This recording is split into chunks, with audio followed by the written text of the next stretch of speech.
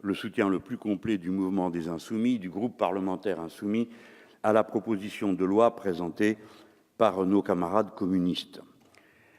Et nous saisissons toutes les occasions, comme nous l'avons fait notamment avec la proposition du groupe socialiste, pour rétablir l'impôt sur la fortune. J'ai été 2 fois le candidat à l'élection présidentielle des communistes et je me reconnais totalement dans la proposition qu'ils déposent aujourd'hui, puisque c'est celle que nous défendions en commun dans ces élections, et tenez compte du fait qu'elle a connu une faveur populaire qui mériterait qu'on la traite mieux que de balayer d'un revers de main cette idée comme étant absurde, comme étant démagogique, et j'ai entendu encore d'autres tout à l'heure. C'est pourquoi, à cet instant, je ne vous ferai pas de rapport chiffré. Je l'ai déjà fait à cette tribune, et mes camarades communistes viennent de le faire, en épuisant tous les arguments sur le sujet. Je voudrais rappeler qu'une société ne peut fonctionner qu'à la condition que ceux qui en partagent le destin et le sort, comme c'est le cas dans la patrie républicaine, s'identifient les uns aux autres et aient le sentiment que tous participent aux mêmes efforts. Ce n'est donc pas une question technique que celle de l'impôt. Ce n'est donc pas une question subsidiaire qu'il faudrait faire figurer sur la marge des comptes des entreprises pour savoir si ça va mieux ou si ça va moins bien. Non, ce n'est pas le sujet. Nous vivons ensemble, donc nous devons partager l'effort. Voilà ce que se disent les Français depuis 1789 et même bien avant. C'est pourquoi ils ont ressenti comme un choc la suppression de l'impôt sur la fortune. Si vous aviez supprimé l'impôt sur la fortune au moment où le chômage aurait baissé de manière spectaculaire, si vous l'aviez supprimé au moment où la pauvreté ne toucherait plus 9 millions de personnes, peut-être qu'ils l'auraient compris autrement, mais ils ont eu le sentiment qu'au moment de la pire peine, on trouvait le temps et le moyen de soulager l'effort de ceux qui n'en fournissent guère pour les autres. Vous ne pouvez pas passer à côté de ce choc. Et ne dites pas que la mesure va améliorer la situation. Dans un instant, je rappellerai pourquoi cela est impossible. Les Français ont su quel était l'équivalent de cette somme, parce que nous nous sommes chargés, comme c'est notre devoir, de le leur dire. Ne dites pas que ce n'est rien que l'impôt sur la fortune supprimé. C'est 75 000 logements sociaux qu'on ne peut pas faire, c'est 70 000 places en crèche, c'est 60 000 enseignants et c'est 50 hôpitaux. Ce n'est pas rien, c'est une somme considérable. Et elle est arrivée au moment le pire, c'est-à-dire au moment où vous demandiez aux gens de payer davantage pour se transporter d'un endroit à l'autre en augmentant les taxes sur les carburants. Or, l'accès aux services qui dépend de cette mobilité revenait à être rendu plus difficile et donc plus coûteux, et donc les gens savaient qu'ils avaient à arbitrer entre l'essence qu'ils mettraient dans leur réservoir, ou bien la nourriture qu'ils achèteraient, ou bien. Voilà à quel moment l'impôt sur la fortune a été supprimé, le pire qui soit. On ne demande pas un effort supplémentaire aux plus pauvres quand on est en train de cajoler les plus riches qui, eux, ne renvoient jamais l'ascenseur sur la masse des Français. J'ajoute que les Français savent, comprennent qu'il y a un contexte qui conduit à une situation invraisemblable dans toute l'Europe, dont on ne parle pas assez à cette tribune. C'est que, compte tenu du dumping fiscal qui existe en Europe, méthodiquement organisé, parce que, comme on n'a pas assez de fonds structurels, on pense que chaque pays va s'offrir les investissements dont il a besoin en attirant à lui des entreprises et des fortunes et en baissant le niveau de l'imposition qui s'exerce sur ces entreprises et sur ces fortunes. Si bien que, mécaniquement, partout les taxes explosent, celle qui pèse, qui est l'impôt que tout le monde paye, comme l'a très bien rappelé mon camarade Jean-Paul Dufresne tout à l'heure, avec la TVA, qui est l'impôt le plus lourd et le plus injuste sur le grand nombre. Et que progressivement, les impôts qui pèsent sur le revenu, ceux qui sont progressifs, ceux qui pèsent sur les sociétés, reculent. C'est un mouvement spectaculaire. En 1986, dans ce pays, l'impôt sur les sociétés était de 45%, il va être de 25%.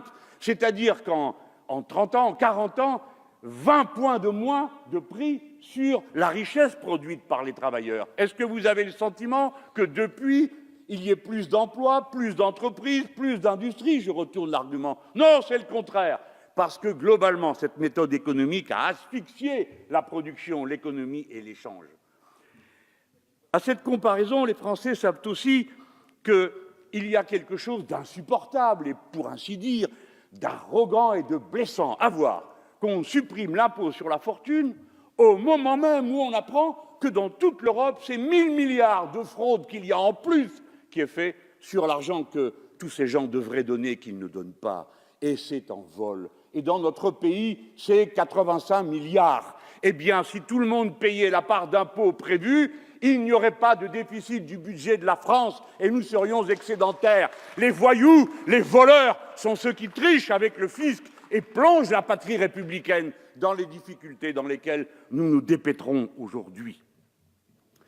Mes chers collègues, il y a une spécificité française sur la question de l'impôt, bien sûr, et de longue date. On se souvient du 14 juillet 1789 à cause de la Bastille.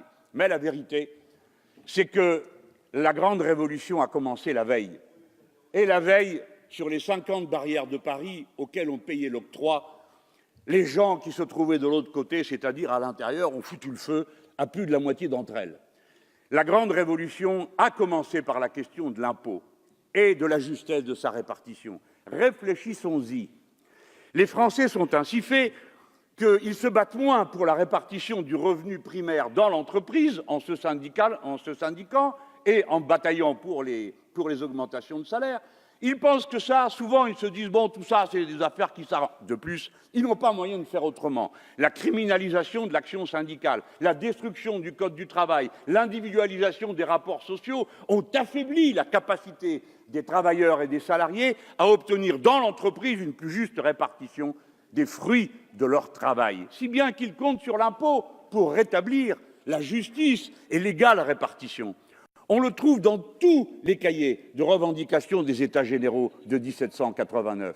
Toujours les Français ont préféré compter sur l'impôt, c'est-à-dire sur la vision qu'ils se font qu'à un moment donné, au-delà des rapports individuels dans le travail, il y a l'intérêt général et que cet intérêt général, c'est par la loi, c'est par l'impôt qu'il se manifeste.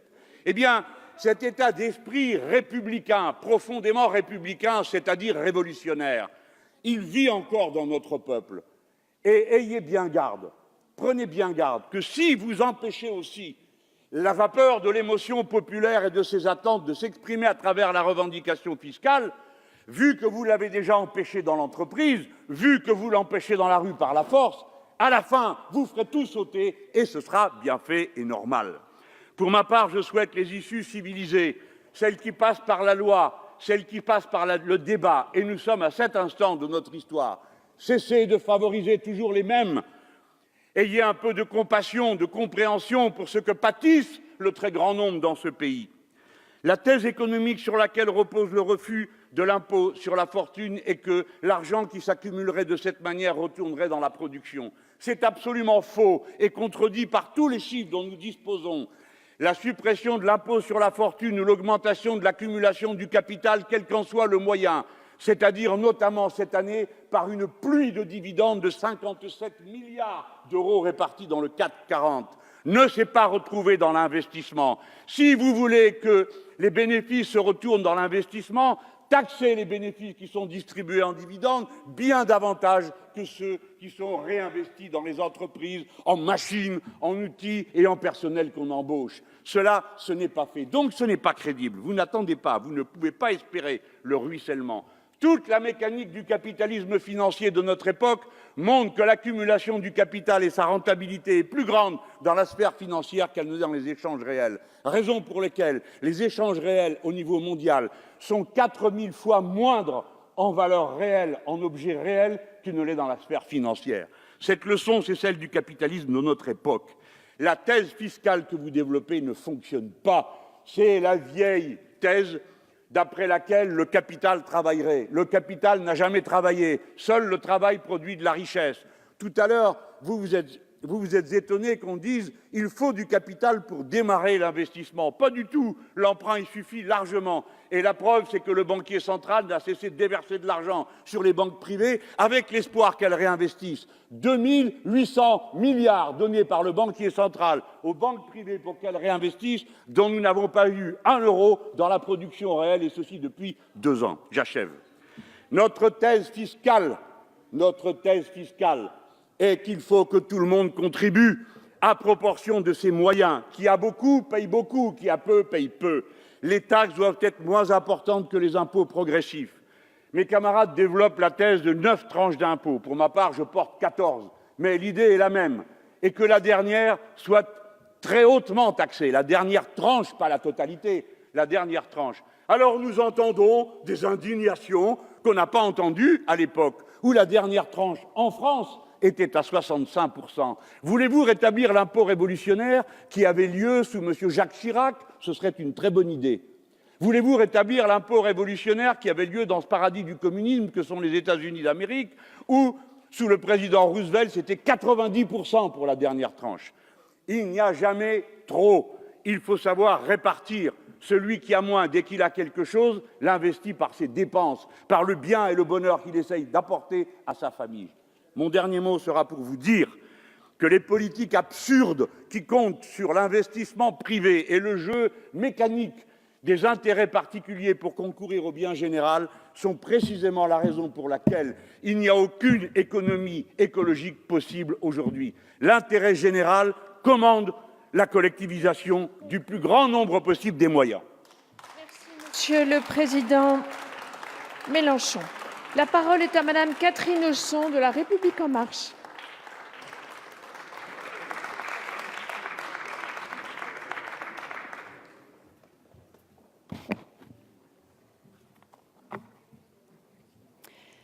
Madame la Présidente, Madame la Ministre, chers collègues, par cette proposition de loi, le groupe GDR propose de rétablir l'impôt de solidarité sur la fortune et de réviser le barème de l'impôt sur le revenu. Ces mesures entendent assurer une meilleure répartition de l'effort fiscal entre tous les Français. Nous partageons bien évidemment cet objectif